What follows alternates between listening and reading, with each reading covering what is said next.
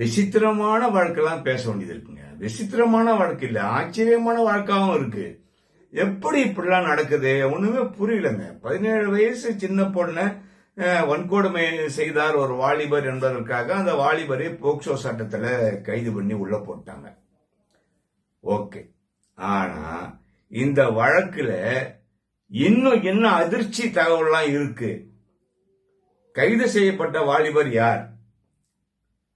இந்த அதிர்ச்சி தகவல் என்ன என்பதையெல்லாம் நம்ம இப்ப எதிர்நிஜம் நிகழ்ச்சியிலே பார்ப்போம்.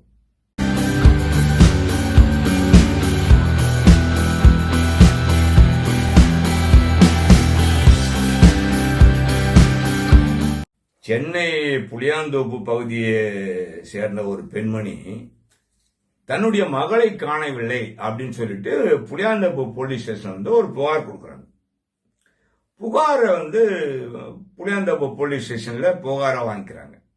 சரி, வாங்கிட்டு நாங்க விசாரிக்கிறோம் அப்படின்னு சொல்லிட்டு விசாரணையில் போலீஸார் இறங்கிட்டாங்க. பொண்ணை காணமே, கேர்ள் மிஸ்ஸிங் அப்படின்னு போட்டுட்டு அது பெரிய இஷ்யூ ஆயிட போகுதுன்னு சொல்லி சீரியஸா போலீஸ் தேடிட்டு இருக்காங்க. அப்ப தேடிட்டு இருக்கும்போது இந்த போலீஸார் விசாரிக்கிறாங்க. விசாரிக்கும்பொழுது அந்த மைனர் பெண்ணை பக்கத்துல இருக்கிற ஒரு பையன் கடத்தின்னு போயிருக்கிறான். கடத்தின்னு போயில கூட்டின்னு போயிருக்கான். அவன் பேர் சதீஷ்குமார். பக்கத்துல இருக்கிற பையன் சதீஷ்குமார் தான் அந்த பொண்ணை கூட்டின்னு போயிருக்காரு. என்ன சொல்லி கூட்டின்னு போயிருக்காருன்னா, நம்ம கல்யாணம் பண்ணிக்கலாம், திருமணம் பண்ணிக்கலாம் அப்படின்னு சொல்லி அவங்க ஏற்கனவே லவ் பண்ணிருக்காங்க. லவ் பண்ணிட்டு கூட்டின்னு போயிட்டாரு. இவர் எங்க கூட்டிட்டு போறாரு அப்படின்னா, திருவலங்காடுக்கு கூட்டின்னு போறாரு. திருவலங்காடுல இவங்க 2 பேரும் தங்கி இருக்கிறதா நம்ம புளியாந்தோப்பு போலீஸுக்கு தகவல் வந்துடுச்சு. விசாரணையில் தெரிய வந்தவுடனே புளியாந்தோப்பு போலீசார் டீமோட திருவலங்காடு போறாங்க. திருவலங்காடு நம்ம திருவள்ளூர் மாவட்டத்தில் இருக்கு. அங்க போறாங்க. அங்க போய் எங்க தங்கி இருக்காங்க அப்படின்னு சொல்லிட்டு சர்ச் பண்ணும்போது மாட்டுறாங்க. போலீஸ் பிடிக்குது. 2 பேரையும் தூக்கி வண்டியில ஏத்துறாங்க. வாங்க, உங்களை விசாரிக்கணும், உங்க மேல கம்ப்ளைண்ட் வந்திருக்கு, எல்லாம் அங்க போய் பேசிக்கலாம் வாங்க. இவரு குறுக்க பேசுற சதீஷ்குமார் எதுவும் பேசாத, ஸ்டேஷன் போய் நம்ம பேசிக்கலாம் வா அப்படின்னு சொல்லி 2 பேரையும் ஏத்திக்கின்னு ஸ்டேஷன் கிளம்பிட்டாங்க. அப்படி இந்த போலீஸார் விசாரிக்கும் போது நாங்க 2 பேரும் லவ் பண்றோம், கல்யாணம் பண்றோம் அப்படின்னு சொல்லலாம். கூட்டிட்டு போய் கல்யாணம் பண்ணோம், கல்யாணத்துக்கு போனா அதுக்காக நீங்க பிடிச்சிட்டு வந்துட்டீங்க அப்படி இப்படின்னு சொல்றாங்க. சொன்னோன்னா மைனர் பொண்ணு, அதனால இவங்க என்ன பண்றாங்க, இந்த வழக்கை அப்படியே அனைத்து மகளிர் காவல் நிலையத்தில் கொடுக்குறாங்க. அனைத்து மகளிர் காவல் நிலையத்தில் இருக்கிற ஆய்வாளர் அப்படியே இந்த கேஸை வாங்கி கம்ப்ளைண்ட வாங்கி எஃப்ஐஆர் போடுறாங்க.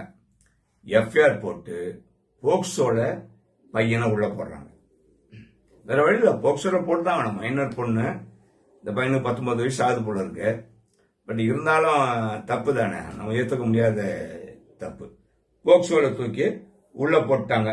உள்ள போட்டுட்டு விசாரிக்கிறாங்க. உள்ள போட்ட போதான் விசாரிக்கணும்ல. இந்த விசாரணையில இன்ஸ்பெக்டர், அந்த அனைத்து மகளிர் காவல் நிலைய இன்ஸ்பெக்டர் விசாரிக்கிறாரு. விசாரிக்கும் போது என்ன ஒரு தகவல் வருதுன்னா, இப்பதான் நீங்க உன்னிப்பா கேட்கணும். இந்த பெண் இப்போ 17 வயசு. 2 வருஷத்துக்கு முன்னால் எத்தனை வயசு இருக்கும்? 15 வயசு. 2 வருடத்திற்கு முன்னால் ஒரு பையனை லவ் பண்ணி கல்யாணம் பண்ணி குழந்தையும் பிறந்துருது. எப்படி? அவர் பேரு பிரகாஷ் அப்படிங்கிற பையனுக்கு இந்த பொண்ணுக்கும் குழந்தை பிறகு. அதுக்கப்புறம் எப்படி ஹாஸ்பிட்டல் அட்மிட் பண்றாங்க, கர்ப்பமாகி ஹாஸ்பிட்டல் போய் அட்மிட் பண்றாங்க. எங்க? ராயபுரம் கவர்மெண்ட், அநேகமா ஆர்எஸ்ஆர் ஹாஸ்பிட்டல், ராயபுரத்துல கவர்மெண்ட் ஹாஸ்பிட்டல், அங்க போய் அட்மிட் பண்றாங்க. அட்மிட் பண்ண உடனே குழந்தைக்கு பிரசவம் பாக்குறாங்க. சாரி, அந்த சிறுமிக்கு, குழந்தைதான் அதுவும், அந்த சிறுமிக்கு பிரசவம் பாக்குறாங்க. பிரசவம் பார்க்கும்போது ஒரு பெண் குழந்தை பிறக்கிறது. அந்த குழந்தையோட கணவன் மனைவி 2 பேரும் வராங்க. நல்லபடியா பிறகுது. 2 பேரும் வராங்க. 2 பேரும் வந்ததுல அவங்க 2 பேருக்கும் மனக்கசப்பாயிட்டு இருக்குது. மனக்கசப்பாயிட்டு இந்த பொண்ணு வீட்டுல இருக்கு. அந்த பையனை விட்டுட்டு குழந்தையோட சிறுமி வீட்டில் இருக்கு. அப்பதான் சதீஷ்குமார் சைக்கிள் கேப்ல உள்ள வர்றாரு.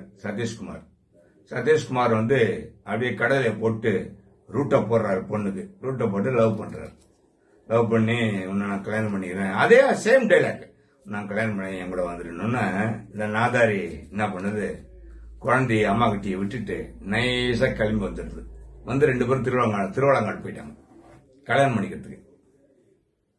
புரியுதுங்களா? அதன் அடிப்படையில தான் இவங்க 2 பேரும் அங்க போனது போலீஸுக்கு தெரிஞ்சு போச்சு. திருவள்ளங்காடு போய் அரெஸ்ட் பண்ணது.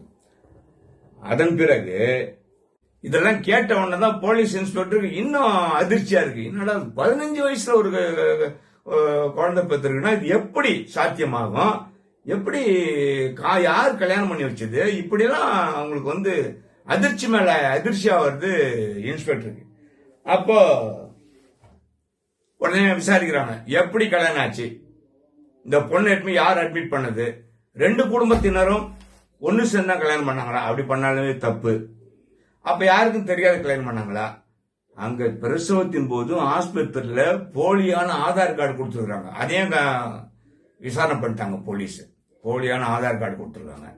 அப்ப ஆஸ்பத்திரியில தெரிய வேண்டாமா ஆதார் கார்டு கொடுத்துருக்காங்க? பொண்ணு சின்ன பொண்ணா இருக்குது, ஒரு டாக்டருக்கு தெரியாது. எப்படி அவங்க பிரசவம் பார்த்தாங்க? இதெல்லாம் போலீஸ் விசாரணை பண்றாங்க. அவங்க லஞ்சம் வாங்கி பிரசவம் பார்த்தாங்களா? சட்டப்படி தப்பு இல்ல இது. போலீஸ் இன்ஃபார்ம் பண்ணிருக்கணும், ஹெல்த் டிபார்ட்மெண்ட் எல்லாரும் சொல்லி இருக்கணும். எல்லாம் பெரிய இஷ்யூ இது. யாருமே சொல்லாம இருந்திருக்காங்க. அதன் பிறகு இப்ப இந்த விசாரணை போயிட்டு இருக்கு. எப்படின்னா ஆதார் கார்டு தப்பான ஆதார் கார்டு, சின்ன பொண்ணு. சரி அதை விடுங்க, வைத்தியர்களை விடுங்க. சாதாரணமாவே முதல்ல வயது தீர்மானம் பண்றதுக்கு ஒரு டாக்டர்கிட்ட போய் போன் சர்டிபிகேட் ஒன்று வாங்குவாங்க. இந்த போன் சர்டிபிகேட் அப்படின்னா என்னன்னா வயது, இவங்களுக்கு 20 வயது இருக்கலாம், 21 வயது இருக்கலாம், 15 வயது இருக்கலாம், டாக்டர் சொல்லுவாரு. அப்ப பிரசவத்துக்கு வந்த பெண்ணுடைய வயது நிலை இந்த டாக்டருக்கு தெரியாதா? சரி அதை விடுங்க, பெத்த தாய்க்காரிக்கு தெரியாதா?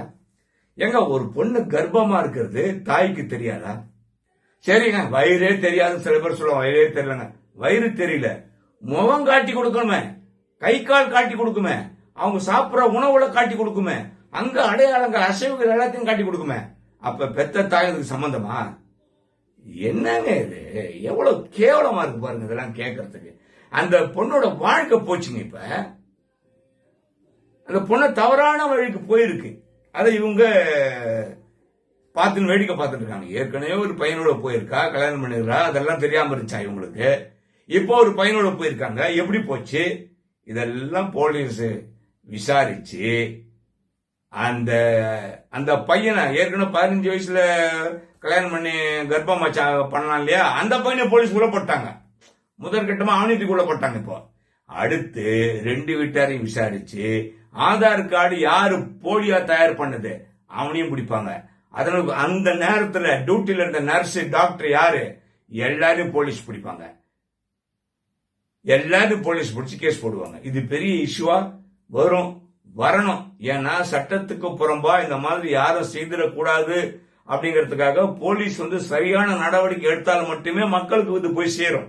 எவ்வளவு பெரிய அபத்தமா இருக்கு பாருங்க.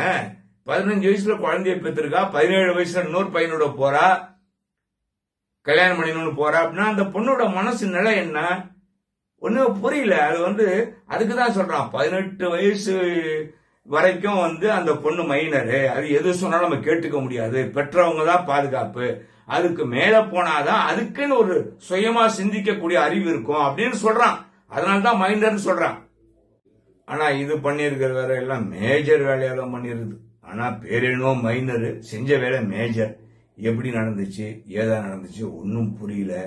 அனைத்து மகளிர் காவல் நிலையத்தை சேர்ந்தவங்க என்ன செய்ய போறாங்க, மேற்கொண்டு இதை அப்படியே நடவடிக்கை எடுத்து பின்னால இந்த எல்லா டீமையும் பிடிக்க போறாங்களா, இல்ல அப்படியே கதையை முடிச்சு டப்னு வேலையை முடிச்சு அனுப்பிட போறாங்களா பாப்போம். இதுவும் நமக்கு கத்திரிக்காய் முடிச்சா கடத்திற்கு தானே ஆகும். இதுவும் வெளியே வரும். என்னென்ன செய்தின்றதை நான் சேகரிச்சு அதுல வந்து என்ன உண்மைத்தன்மை இருக்கு அப்படிங்கறத உங்களுக்கு நான் பதிவு செய்கிறேன். மீண்டும் இன்னொரு எதிர்நிஜம் நிகழ்ச்சியில் உங்களை சந்திக்கின்றேன். நன்றி, வணக்கம்.